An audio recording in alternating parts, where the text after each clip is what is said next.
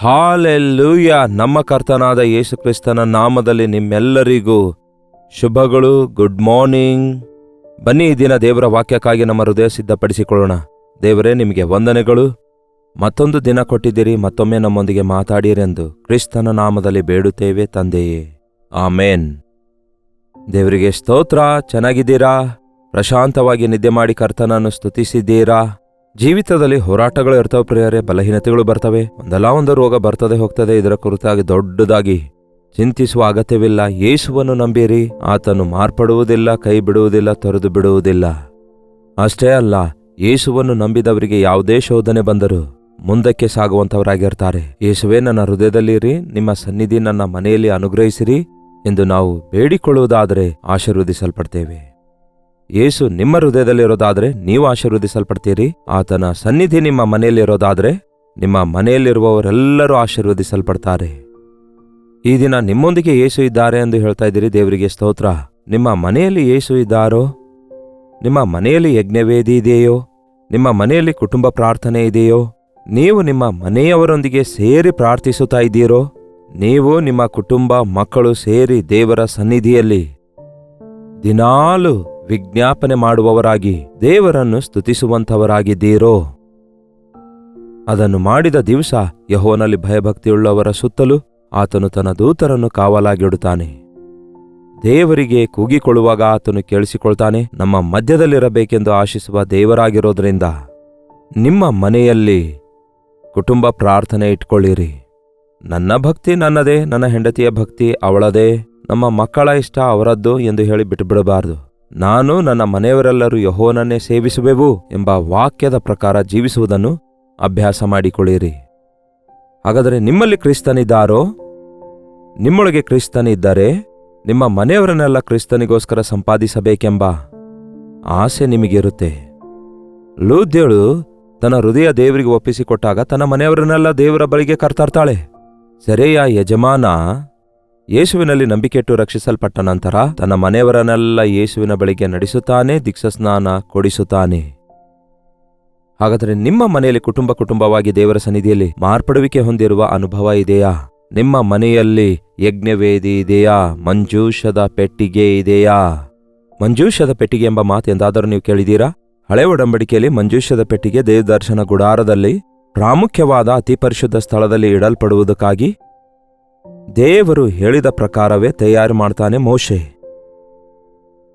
ತುರಾಯಿ ಮರದ ಪೆಟ್ಟಿಗೆ ಮಾಡಿಸಿ ಅದಕ್ಕೆ ಬಂಗಾರದ ತಗಡುಗಳಿಂದ ಅದನ್ನು ಹೊದಿಸಿ ಅದರ ಮೇಲೆ ಚೊಕ್ಕ ಬಂಗಾರದಿಂದ ಕೃಪಾಸನವನ್ನು, ಕೆರೂಬಿಯರನ್ನು, 2 ಕೆರೂಬಿಯರು ಆ ಕಡೆ ಈ ಕಡೆ ಬಾಗಿಕೊಂಡಿರುವಾಗ ಇಲ್ಲಿ ದೇವರ ಸನ್ನಿಧಿ ಇದೆ ಎಂದು ಗುರುತಿಸುವ ಹಾಗೆ ಮಂಜೂಷ ಪೆಟ್ಟಿಗೆಯ ಮೇಲೆ ಇರುವಂತಹ ಆ ಕೃಪಾಸನ, ಅದಕ್ಕೆ ಬಳೆಗಳನ್ನು ಹಾಕಿ ಯಾರೂ ಅದನ್ನು ಮುಟ್ಟಬಾರದು. ಆ ಬಳೆಗಳೊಳಗೆ ಕೋಲುಗಳನ್ನು ತೋರಿಸಿ ಅದನ್ನು ಹೊತ್ಕೊಂಡು ಹೋಗಬೇಕಿತ್ತು. ಯಾಕೆಂದರೆ ಅದು ದೇವರ ಪರಿಶುದ್ಧವಾದ ಸನ್ನಿಧಿಗೆ ಗುರುತಾಗಿತ್ತು. ಆ ಮಂಜೂಷ ಪೆಟ್ಟಿಗೆಯಲ್ಲಿ ಇಸ್ರಾಯೇಲ್ಯರನ್ನು 40 ವರ್ಷಗಳವರೆಗೂ ಪೋಷಿಸಿದಂತಹ ಮನ್ನದ ಪಾತ್ರೆ, ಅಂದರೆ ಮನ್ನದ ಪಾತ್ರೆ, ದೇವರು ಇಸ್ರಾಯೇಲ್ಯರನ್ನು ಮನ್ನದಿಂದ ಪೋಷಿಸಿದ್ರು. ಆ ಮನ್ನವನ್ನು ಒಂದು ಪಾತ್ರೆಯಲ್ಲಿಟ್ಟು ಅದರೊಳಗಡೆ ಇಡುತ್ತಾರೆ. ಆ ಮನ್ನ ನಮ್ಮ ಯೇಸುವೇ ಆಗಿದ್ದಾರೆ. ಈ ದಿನ ಅನುದಿನದ ಮನ್ನಾ ಫೇಸ್ಬುಕ್ನಲ್ಲಿ ದೇವರ ವಾಕ್ಯ ಸಾರ್ತಿದ್ದೇವೆ. ಫೇಸ್ಬುಕ್ನಲ್ಲಿ, ಯೂಟ್ಯೂಬ್ನಲ್ಲಿ ಹೀಗೆ ಅನುದಿನದ ಧ್ಯಾನ ಎಂದು ಈ ಕಾರ್ಯಕ್ರಮಕ್ಕೆ ಹೆಸರಿಟ್ಟು ಪ್ರಸಾರ ಮಾಡ್ತಿದ್ದೇವೆ. ಅನುದಿನವೂ ದೇವರು ತನ್ನ ವಾಕ್ಯಗಳಿಂದ ನಮ್ಮನ್ನು ಪೋಷಿಸುತ್ತಿದ್ದಾರೆ. 2ನೇದಾಗಿ ಮಂಜೂಷ ಪೆಟ್ಟಿಗೆಯಲ್ಲಿ ದಶಾಜ್ಞೆಗಳಿದುವು. ದಶಾಜ್ಞೆಗಳ ಹಲಿಗೆ ಆ ಮಂಜೂಷ ಪೆಟ್ಟಿಗೆಯಲ್ಲಿ ಇದೆ. ಅಂದರೆ ನಾವು ಆತನ ಆಜ್ಞೆಯಂತೆ ನಡೆದುಕೊಳ್ಳಬೇಕು, ಅಂದರೆ ವಾಕ್ಯಾನುಸಾರವಾಗಿ ನಡೆದುಕೊಳ್ಳಬೇಕು. ಆ ಆಜ್ಞೆಗಳು ಒಬ್ಬ ವಿಶ್ವಾಸಿಯ ಜೀವಿತಕ್ಕೆ ಎಷ್ಟೋ ಅವಶ್ಯಕವಾಗಿವೆ. ಅವುಗಳನ್ನು ನಾವು ನೆರವೇರಿಸಲಿಕ್ಕಾಗುವುದಿಲ್ಲ, ಆದರೆ ನಮ್ಮ ಯೇಸುವಿನ ಶಕ್ತಿಯ ಮೂಲಕ ನಮ್ಮೊಳಗೆ ನೆರವೇರ್ತವೆ. 3ನೇದಾಗಿ ಚಿಗುರಿರುವ ಆರೋನನ ಕೋಲು. ಆರೋನನ ಕೋಲು ಎಂಬುದಾಗಿ ಚಿಗುರಿರುವ ಕೋಲು ಅದೊಂದು ಕಟ್ಟಿಗೆ ಅಲ್ಲ, ಅದು ಯೇಸು ಕ್ರಿಸ್ತನಿಗೆ ಗುರುತಾಗಿದೆ. ಆತನು ಮೃತ್ಯುವನ್ನು ಜಯಿಸಿ ಪುನರುತ್ಥಾನನಾದ ದೇವರೆಂದು ಸೂಚಿಸಲು ಇಂತಹ ಆ ಮಂಜೂಷ ಪೆಟ್ಟಿಗೆ ದೇವರ ಸನ್ನಿಧಿಗೆ ಗುರುತಾಗಿದೆ. ಆ ಮಂಜೂಷ ಪೆಟ್ಟಿಗೆಯ ವಿಷಯದಲ್ಲಿ ಇಸ್ರಾಯೇಲ್ ಜನರು ನಿರ್ಲಕ್ಷ್ಯತನದಿಂದ ನಡೆದುಕೊಂಡಾಗ ಆ ಮಂಜೂಷ ಪೆಟ್ಟಿಗೆ ಎತ್ಕೊಂಡು ಹೋಗಲಾಗುತ್ತೆ ಮತ್ತು ದಾವೀದನು ರಾಜನಾದಾಗ ದೇವರ ಸನ್ನಿಧಿಯನ್ನು ಪ್ರೀತಿಸುವಂತಹ ದಾವೀದನು ಆ ಮಂಜೂಷ ಪೆಟ್ಟಿಗೆ ತನ್ನ ದೇಶಕ್ಕೆ ತೆಗೆದುಕೊಂಡು ಹೋಗಬೇಕೆಂದು ಬಯಸ್ತಾನೆ. ಹಾಗಾಗಿ ಅದಕ್ಕೆ ಅಂತ ಒಂದು ಹೊಸ ಬಂಡಿಯನ್ನು ತಯಾರಿಸಿ ಅದರ ಮೇಲೆ ಇಟ್ಟು ಅದನ್ನು ಹೊತ್ತುಕೊಂಡು ಬರುತ್ತಿರುವಾಗ, ಅಷ್ಟಕ್ಕೂ ವಾಕ್ಯಾನುಸಾರವಾಗಿ ಅದನ್ನು ಲೇವಿಯರು ಮಾತ್ರವೇ ಹೊತ್ಕೊಂಡು ಹೋಗಬೇಕಿತ್ತು. ಆದರೆ ಎತ್ತಿನ ಬಂಡಿಯಲ್ಲಿ ತರುವಾಗ ಕಾಲ್ ಜಾರಿದಕ್ಕೆ ಆ ಮಂಜೂಷ ಪೆಟ್ಟಿಗೆ ಬೀಳುತ್ತಿರುವಾಗ ಕೈ ಮುಟ್ಟಿ ತಡೆಯುತ್ತಾನಂತೆ ಉಜ್ಜ ಎಂಬ ವ್ಯಕ್ತಿ. ದೇವರು ಉಗ್ರಕೋಪಗೊಂಡಿದ್ದಕ್ಕೆ ಅವನು ಇದ್ದ ಸ್ಥಳದಲ್ಲೇ ಸತ್ತು ಬೀಳುತ್ತಾನೆ. ಕೇಳಿ ಪ್ರಿಯರೇ, ದೇವರು ಪರಿಶುದ್ಧರಾಗಿದ್ದಾರೆ. ಪರಿಶುದ್ಧ ದೇವರ ತಂಟೆಗೆ ಹೋಗಬಾರ್ದು. ಜೀವಸ್ವರೂಪನಾದ ದೇವರ ಕೈಯಲ್ಲಿ ಬೀಳೋದು ಭಯಂಕರ. ದೇವರೊಂದಿಗೆ ಆಟ ಆಡ್ತಾ ಇದ್ದಾರೆ ಈ ದಿನ ಬಹಳಷ್ಟು ಜನ. ಇನ್ನೂ ದೀರ್ಘ ಶಾಂತಿಯಿಂದ ಕಾದುಕೊಂಡಿದ್ದಾರೆ. ಆದರೆ ದೇವರನ್ನು ಮರೆಯುವವರೇ ಜಾಗ್ರತೆ, ಕಠಿಣವಾದ ತೀರ್ಪಿದೆ. ಆ ಮಂಜೂಷ ಪೆಟ್ಟಿಗೆಯನ್ನು ಮುಂದಕ್ಕೆ ಹೊತ್ಕೊಂಡು ಹೋಗ್ಲಿಕ್ಕಾಗದೆ ಪಕ್ಕದಲ್ಲೇ ಒಂದು ಊರಿತ್ತಂತೆ. ಆ ಊರಿನಲ್ಲಿ ಒಬೇದೆದೆಮೋನು ಎಂಬ ಒಬ್ಬ ವ್ಯಕ್ತಿಯ ಒಳಗಡೆ ಆ ಮಂಜೂಷ ಪೆಟ್ಟಿಗೆಯನ್ನಿಟ್ರಂತೆ. ವಿಚಿತ್ರವೇನೆಂದರೆ, ಯಾವ ಮಂಜೂಷ ಪೆಟ್ಟಿಗೆಯನ್ನು ಮುಟ್ಟಿದ್ದಕ್ಕೆ ಅಪಾಯ ಉಂಟಾಯ್ತೋ ಆ ಮಂಜೂಷ ಪೆಟ್ಟಿಗೆ ಅವನು ತನ್ನ ಮನೆಯಲ್ಲಿ ಇಟ್ಕೊಂಡಿದ್ದಕ್ಕೆ 14ನೇ ವಚನ ನೋಡಿ. 1 ಪೂರ್ವಕಾಲ ವೃತ್ತಾಂತ 13ನೇ ಅಧ್ಯಾಯ 14ನೇ ವಚನ. ದೇವರ ಮಂಜೂಷವು ಒಬೇದೆದೋಮನ ಮನೆಯ ಬಳಿಯಲ್ಲಿ ಸ್ವಂತ ಆಲಯದೊಳಗೆ 3 ತಿಂಗಳು ಇತ್ತು. ಆ ಕಾಲದಲ್ಲಿ ಯೆಹೋವನು ಒಬೇದೆದೋಮನ ಮನೆಯನ್ನು ಅವನಿಗಿದ್ದದ್ದೆಲ್ಲವನ್ನೂ ಆಶೀರ್ವದಿಸಿದನು. ಇದೇನು? ಅದೇ ಮಂಜೂಷ ಪೆಟ್ಟಿಗೆಯನ್ನು ಒಬ್ಬನು ಕೈ ಚಾಚಿ ಮುಟ್ಟಿದ್ದಕ್ಕೆ ಸಾಯುತ್ತಾನೆ, ಪ್ರಾಣ ಕಳೆದುಕೊಳ್ತಾನೆ. ಅದೇ ಮಂಜೂಷ ಪೆಟ್ಟಿಗೆ ಒಬೇದೆದೋಮನು ಎಂಬವನ ಮನೆಯಲ್ಲಿ 3 ತಿಂಗಳು ಇಟ್ಟಾಗ ಮನೆಯಲ್ಲಿರುವವರೆಲ್ಲರೂ, ಮನೆಯಲ್ಲಿರುವ ಅವನ ಸೊತ್ತೆಲ್ಲವೂ ಕೂಡ ಆಶೀರ್ವದಿಸಲ್ಪಟ್ಟಿತು. ಹಲ್ಲೆಲೂಯಾ! ಯೇಸು ಆಶೀರ್ವದಿಸುವ ಆತನಾಗಿದ್ದಾರೆ. ಆದರೆ ಆತನೊಂದಿಗೆ ಆಟ ಆಡುವುದಾದರೆ ಅಪಾಯ ಪ್ರಿಯರೇ. ಜೀವವುಳ್ಳ ದೇವರು ನಮಗೆ ಜೀವ ಕೊಡುವಾತನಾಗಿದ್ದಾರೆ. ಆದರೆ ಆ ಜೀವವುಳ್ಳ ದೇವರೊಂದಿಗೆ ಆಟ ಆಡಬೇಡಿರಿ. ಎಲೆಕ್ಟ್ರಿಸಿಟಿ ಒಳ್ಳೆಯದೆಂದು ನಮ್ಮೆಲ್ಲರಿಗೂ ಗೊತ್ತು. ಅದು ಅವಶ್ಯಕವಾಗಿದೆ, ಪ್ರಯೋಜನಕರವಾಗಿದೆ. ಅನೇಕ ರೀತಿಯಲ್ಲಿ ಅದು ನಮಗೆ ಉಪಯೋಗಕರವಾಗಿರುತ್ತೆ. ಕರೆಂಟ್ ಮೂಲಕವೇ ಈ ದಿನ ನಮಗೆ ಲೈಟ್ಗಳು, ಫ್ಯಾನ್ಗಳು ಹೀಗೆ ಒಂದೋ ಎರಡೋ ಅದರಿಂದಲೇ ಎಲ್ಲವೂ ಕೆಲಸ ಮಾಡ್ತವೆ. ಮನೆಯಲ್ಲಿ ಕಾಲ ಕಳೆಯಬೇಕಾದ್ರೆ, ಎಲ್ಲ ಅಪ್ಲಯನ್ಸ್ ಚೆನ್ನಾಗಿ ವರ್ಕ್ ಮಾಡಬೇಕಾದ್ರೆ ಕರೆಂಟ್ ಬಹಳ ಅವಶ್ಯಕವಾಗಿದೆ. ಹಾಗಂತ ನೀವು ಎಲೆಕ್ಟ್ರಿಸಿಟಿಯೊಂದಿಗೆ ಆಟ ಆಡೋದಾದ್ರೆ, ಬೆರಳಿಟ್ಟು ಆಟ ಆಡೋದಾದ್ರೆ, ಎಲೆಕ್ಟ್ರಿಸಿಟಿ ಚೆನ್ನಾಗಿದೆ ಅಂದ್ಕೊಂಡು ಹೋಗಿ ಮುದ್ದಿಟ್ರೆ ಏನಾಗ್ತೀರಿ? ಸುಟ್ಟಿ ಸಾಯುತ್ತೀರಿ. ಅದನ್ನು ಇಷ್ಟ ಬಂದ ರೀತಿಯಲ್ಲಿ ತಪ್ಪಾಗಿ ಮಿಸ್ಯೂಸ್ ಮಾಡಬಾರದು. ಹಾಗೆಯೇ ದೇವರು ಕೂಡ ಆಶೀರ್ವದಿಸ್ತಾರೆ, ಆದರೆ ಆತನೊಂದಿಗೆ ಆಟ ಆಡಬಾರದು. ದೇವರೊಂದಿಗೆ ಸುಳ್ಳಾಡೋದೇನು ಪ್ರಿಯರೇ? ದೇವರಿಗೆ ಮೋಸ ಮಾಡಲು ಪ್ರಯತ್ನಿಸುವುದೇನು ಪ್ರಿಯರೇ? ವಾಕ್ಯ ಏನು ಹೇಳುತ್ತೆ ಗೊತ್ತಾ? ಒಳಗೆ ಮಾಡಿಕೊಳ್ಳುವ ಆಲೋಚನೆಗಳು ದೇವರಿಗೆ ಕಾಣಬಾರದೆಂದು ಮುಚ್ಚಿಟ್ಟುಕೊಳ್ಳುವುದಾದರೆ ಹೇಗೆ ಆಶೀರ್ವದಿಸಲ್ಪಡ್ತೇವೆ? ಸಮಸ್ತವೂ ಅರಿತಿರುವ ದೇವರ ಮುಂದೆ ನಾವು ಹುಚ್ಚುಚ್ಚಾಗಿ ಪ್ರವರ್ತಿಸಬಾರದು. ದೇವರ ಬಳಿಗೆ ಬಂದಾಗ ಆತನು ಇದ್ದಾನೆಂದು, ಆತನು ನಮ್ಮನ್ನು ಅರಿತಿದ್ದಾನೆಂದು, ನಮ್ಮ ಸ್ಥಿತಿ ಆತನಿಗೆ ಗೊತ್ತೆಂದು ನಾವು ಗುರುತಿಸಿ ಸರಿಯಾಗಿ ನಡೆದುಕೊಳ್ಳಬೇಕು. ನಮ್ಮ ಬಲಹೀನತೆ ಒಪ್ಪಿಕೊಳ್ಳುವುದಾದರೆ ಆತನು ಶಿಕ್ಷಿಸೋದಿಲ್ಲ. ಅವುಗಳನ್ನು ಮುಚ್ಚಿಕೊಳ್ಳುವುದಾದರೆ ಶಿಕ್ಷೆಗೆ ಪಾತ್ರರಾಗ್ತೇವೆ. ನಮ್ಮ ಪಾಪಗಳನ್ನು ನಾವು ಒಪ್ಪಿಕೊಳ್ಳುವುದಾದರೆ ಆತನು ನಂಬಿಗಸ್ತನು, ನೀತಿವಂತನೂ ಆಗಿರುವುದರಿಂದ ನಮ್ಮ ಸಕಲ ದುರ್ನೀತಿಯಿಂದ ತೊಳೆದು ನಮ್ಮನ್ನು ಪರಿಶುದ್ಧಗೊಳಿಸ್ತಾರೆ. ಅದಕ್ಕಾಗಿಯೇ ದೇವರ ಸನ್ನಿಧಿ ನಮಗೆ ಬೇಕು. ಖಚಿತವಾಗಿಯೂ ಯೇಸು ನಿಮ್ಮ ಮನೆಯಲ್ಲಿರಬೇಕು. ಇದ್ದಾರೋ? ಯೇಸು ನಿಮ್ಮ ಮನೆಯಲ್ಲಿರೋದಾದರೆ ಅಲ್ಲಿ ಯೇಸುವಿಗಿಷ್ಟವಿಲ್ಲದ ಕಾರ್ಯಗಳಿರೋದಿಲ್ಲ. ಜಕ್ಕಾಯನ ಮನೆಗೆ ಯೇಸು ಹೋದಾಗ ಜಕ್ಕಾಯ ತಿದ್ದುಕೊಂಡ. ಅವನ ಮನೆಯಲ್ಲಿದ್ದದೆಲ್ಲ ಲಂಚದಿಂದಲೇ ಕೊಂಡುಕೊಂಡದಾಗಿದ್ದುವು. ಅವನೊಬ್ಬ ಲಂಚಕೋರನು, ಅವನೊಬ್ಬ ಮೋಸಗಾರನು, ಅವನು ಐಶ್ವರ್ಯವಂತನೂ ತಪ್ಪಾದ ರೀತಿಯಲ್ಲಿ ಐಶ್ವರ್ಯವನ್ನು ಸಂಪಾದಿಸುವವನಾಗಿದ್ದ. ಅವನಿಗೆ ಕನ್ವಿಕ್ಷನ್ ಬರುತ್ತೆ, ಒಪ್ಪಿಕೊಳ್ಳುತ್ತಾನೆ, ಇದು ತಪ್ಪಾದ ಸಂಪಾದನೆ ಅಂದುಕೊಂಡದಕ್ಕೆ ಎದ್ದು ನಿಂತು ಹೇಳ್ತಾನೆ, ಯೇಸುವೆ, ನನ್ನ ಆಸ್ತಿಯಲ್ಲಿ ಅರ್ಧ ಮಾರಿ ನಾನು ಬಡವರಿಗೆ ಕೊಡ್ತೇನೆ. ನನಗೆ ಬೇಕಾಗಿಲ್ಲ ಅನ್ಯಾಯದ ಸೊತ್ತು. ನಾನು ಯಾರ ಬಳಿಯಿಂದ ಅನ್ಯಾಯವಾಗಿ ಏನೆಲ್ಲ ದೋಚಿಕೊಂಡಿದ್ದೇನೋ ಅವರಿಗೆ 4ರಷ್ಟು ತಿರುಗಿ ಕೊಡ್ತೇನೆ ಅನ್ನುತ್ತಾನೆ. ನನ್ನ ಮನಸ್ಸಾಕ್ಷಿ ಸರಿಪಡಿಸಿಕೊಳ್ತಿದ್ದೇನೆ, ಮನೆ ಸರಿಪಡಿಸಿಕೊಳ್ತಿದ್ದೇನೆ, ಯಾಕೆಂದರೆ ನನ್ನ ಮನೆಗೆ ಯೇಸು ಬಂದಿದ್ದಾರೆ. ಅದಕ್ಕೆ ಯೇಸು ಹೇಳ್ತಾರೆ, ಈ ಹೊತ್ತು ಈ ಮನೆಗೆ ರಕ್ಷಣೆ ಉಂಟಾಯಿತೆಂದು. ಆ ಮನೆಗೆ ಬಂತು. ಕೇವಲ ಜಕ್ಕಾಯನೊಬ್ಬನಿಗಲ್ಲ, ಜಕ್ಕಾಯನ ಮನೆಯವರೆಲ್ಲ ರಕ್ಷಿಸಲ್ಪಟ್ರು. ಅದೊಂದು ರಕ್ಷಣೆಯ ನೆಲೆಯಾಗಿ ಮಾರ್ಪಟ್ಟಿತು. ನಿಮ್ಮ ಮನೆಯಲ್ಲಿ ಯೇಸು ಇದ್ದಾರೋ? ನಿಮ್ಮ ಮನೆಗೆ ರಕ್ಷಣೆ ಬಂದಿದೆಯೋ? ನಿಮ್ಮ ಮನೆಯವರು ಯೇಸುವನ್ನು ಅರಿತುಕೊಂಡಿದ್ದಾರೋ? ನಿಮ್ಮ ಮನೆಯಲ್ಲಿ ಹೀಗೆ ಸುವಾರ್ತೆ ಪ್ರತಿದಿನವೂ ಪ್ರಕಟಿಸಲ್ಪಡ್ತಿದೆಯೋ? ಟಿವಿಯ ಮೂಲಕ, ಸೋಷಿಯಲ್ ಮೀಡಿಯಾದ ಮೂಲಕ ಆ ವಾಕ್ಯಾನುಸಾರವಾಗಿ ನೀವು ಜೀವಿಸುತ್ತಾ ಇದ್ದೀರೋ? ನಿಮ್ಮ ಕುಟುಂಬವನ್ನು ದೇವರಿಗೋಸ್ಕರ ಸಂಪಾದಿಸಿಕೊಳ್ಳುವವರಾಗಿದ್ದೀರೋ? ಕೆಲವರು ಹೇಳ್ತಾರೆ, ನಮ್ಮ ಮನೆಯವರು ಮಾರ್ಪಡೋದಿಲ್ಲ, ಮಾತೇ ಕೇಳೋದಿಲ್ಲ, ಯೇಸುವನ್ನು ನಂಬಲ್ಲ ಅನ್ನುತ್ತಾರೆ. ಯೇಸುವಿನ ಕುರಿತಾಗಿ ಹೇಳ್ತಾ ಇದ್ರೆ ಕೋಪಗೊಳ್ಳುತ್ತಿದ್ದಾರೆ ಎಂದು ಹೇಳ್ತಾರೆ. ನಿಮ್ಮ ಜೀವಿತದಲ್ಲಿ ಅವರು ಯೇಸುವನ್ನು ನೋಡಬೇಕೇ ಹೊರತು ನೀವು ಬಾಯಿ ತೆರೆದು ಹೇಳುವ ಅಗತ್ಯವಿಲ್ಲ. ಹೊರಗಿನವರಿಗಾದ್ರೆ ಹೇಳಬೇಕು. ಮನೆಯವರಿಗೆ ಹೇಳುವ ಕೆಲಸವೇನಿದೆ? ಬೆಳಗ್ಗೆ ಎದ್ದಂದಿನಿಂದ ರಾತ್ರಿ ಮಲಗುವವರೆಗೂ ನಿಮಗೆ ಬಹಳ ಚೆನ್ನಾಗಿ ಅವರು ಗಮನಿಸುತ್ತಾರೆ. ನಿಮ್ಮ ಪ್ರವರ್ತನೆಯಲ್ಲಿ ಮಾರ್ಪಡುವಿಕೆ ಬಂದ್ರೆ, ನಿಮ್ಮ ಜೀವಿತದಲ್ಲಿ ಮಾರ್ಪಡುವಿಕೆ ಬಂದ್ರೆ, ನೀವು ನಿಜವಾಗ್ಲೂ ಆಶೀರ್ವದಿಸಲ್ಪಟ್ಟ ವ್ಯಕ್ತಿಯಾಗಿ ಕಾಣಿಸಿಕೊಂಡ್ರೆ ಖಚಿತವಾಗಿಯೂ ನಿಮ್ಮ ಮನೆಯವರು ನಿಮ್ಮ ದೇವರನ್ನು ನಂಬುತ್ತಾರೆ. ನಿನ್ನ ದೇವರು ನನಗೂ ಬೇಕು ಎಂಬುದಾಗಿ ನಿಮಗೆ ಕೇಳ್ತಾರೆ.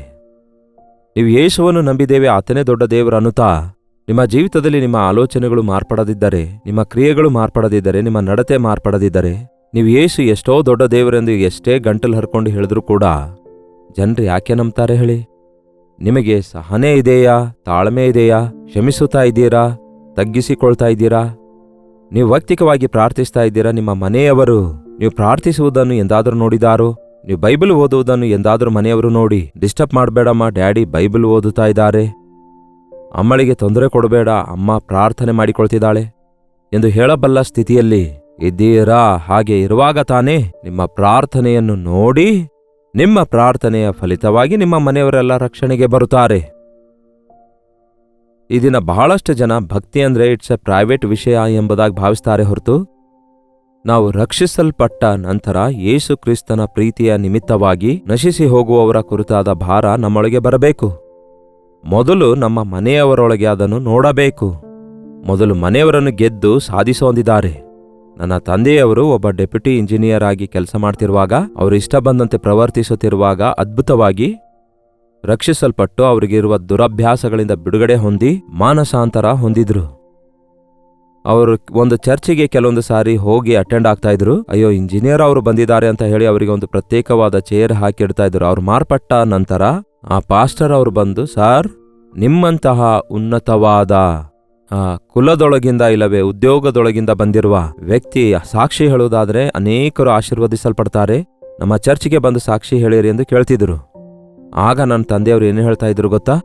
ನಾನು ಈಗ ತಾನೇ ರಕ್ಷಿಸಲ್ಪಟ್ಟಿದ್ದೇನಯ್ಯ, ನನ್ನ ಮನೆಯಲ್ಲಿ ಇನ್ನೂ ಯಾರೂ ರಕ್ಷಿಸಲ್ಪಟ್ಟಿಲ್ಲ, ನನ್ನ ಹಿರಿಮಗ ರಕ್ಷಿಸಲ್ಪಟ್ಟಿಲ್ಲ, ಆ ಹಿರಿಮಗ ಬೇರೆ ಯಾರಲ್ಲ ನಾನೇ.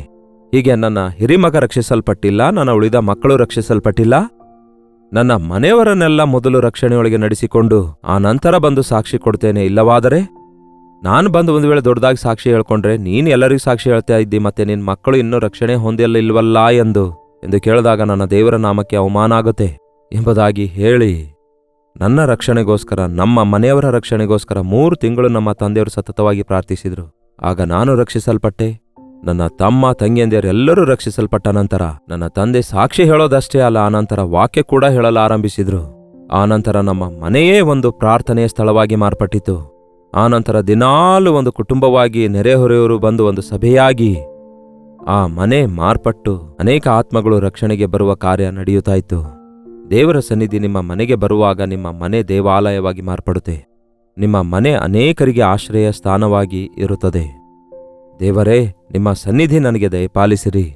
ಈ ದಿನ ಮಂಜೂಷ ಪೆಟ್ಟಿಗೆ ಅಥವಾ ಮರದ ಶಿಲುಬೆ ನಮಗೆ ಬೇಕಾಗಿಲ್ಲ, ಆದರೆ ದೇವರ ಸನ್ನಿಧಿ, ಆತ್ಮಸ್ವರೂಪಿಯಾದ ದೇವರ ಸನ್ನಿಧಿ ಬೇಕು. ನಮ್ಮ ಮನೆಯೊಳಗೆ ದೇವರಿರೋದಾದರೆ ನಾವು ಆಶೀರ್ವದಿಸಲ್ಪಟ್ಟು ದಾನ ಹೊಂದುತ್ತೇವೆ, ಅನೇಕರಿಗೆ ಮಾದರಿಯಾಗಿರ್ತೇವೆ.